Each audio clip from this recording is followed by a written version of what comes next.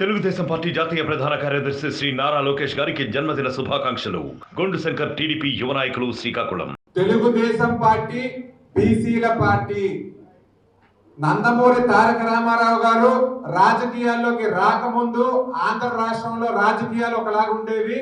ఆయన వచ్చిన తర్వాత చరిత్రలో ఇంకొకలాగా తిరిగి రాశారు అనడంలో ఎటువంటి అనుమానం కూడా లేదు.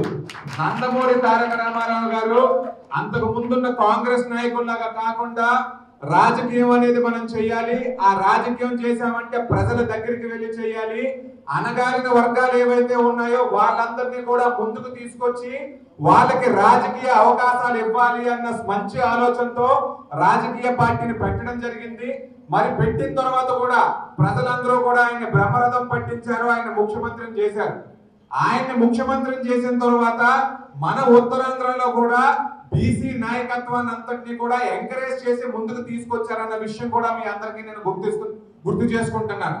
శ్రీకాకుళం జిల్లా తీసుకుంటే స్వర్గీయ ఎర్రనాయుడు గారు కానివ్వండి, కళా వెంకట్రావు గారు కానివ్వండి, ఒక గౌతు శ్యామసుందర్ శివాజీ గారు కానివ్వండి, విజయనగరం జిల్లాకు వచ్చామంటే పతివాడ నారాయణ స్వామి నాయుడు గారు కానివ్వండి, కొండపల్లి పైడితల్లి నాయుడు గారు కానివ్వండి, తింటు జయప్రకాష్ గారు కానివ్వండి, ఈ రకంగా ఎంతో మంది మహానుభావుల్ని ముందుకు తీసుకొచ్చి అటువంటి నాయకత్వం అందరినీ కూడా పటిష్టం చేసిన వ్యక్తి అంటే ఎవరైనా ఉన్నారంటే నందమూరి తారక రామారావు గారు.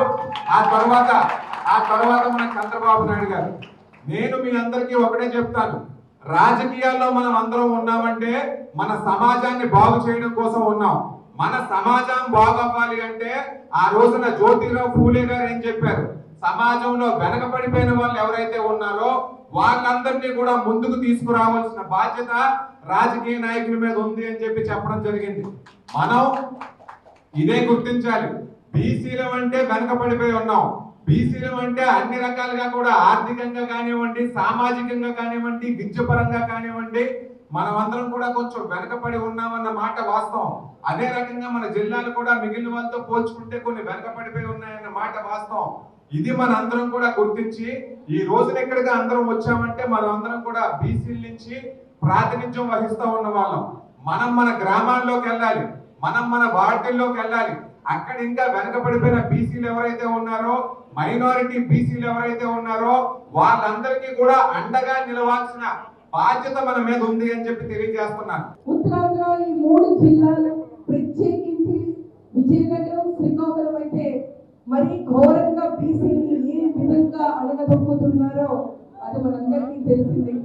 ఎందుకంటే కొంచెం మనం కూడా దయచేసి తప్పుగా అనుకోవద్దు, మనలో కూడా కొంత మార్పు రావాలి. విజయనగరం, శ్రీకాకుళం అనేటప్పటికీ బీసీలు ప్రత్యేకించి ఎక్కువ శాతం ఉన్నది మనం.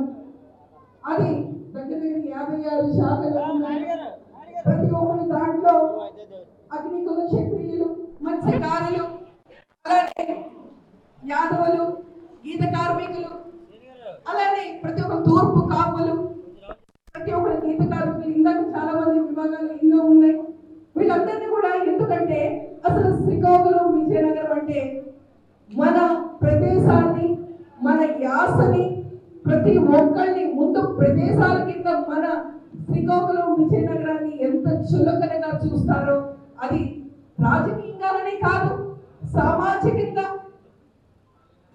చట్టసభలో ప్రతి ఒక్క దాంట్లో మనకి స్థానాన్ని ఆఖరిలో కనిపిస్తున్నారు. ఎందుకంటే మన గళం మనం గట్టిగా వినిపించాలి. మరిన్ని వీడియోస్ కోసం ఛానల్ ని సబ్స్క్రైబ్ చేయండి. లేటెస్ట్ అప్డేట్స్ కోసం వాట్సాప్ ఛానల్ ని ఫాలో చేయండి. అండ్ లింక్ డిస్క్రిప్షన్ లో ఉంది.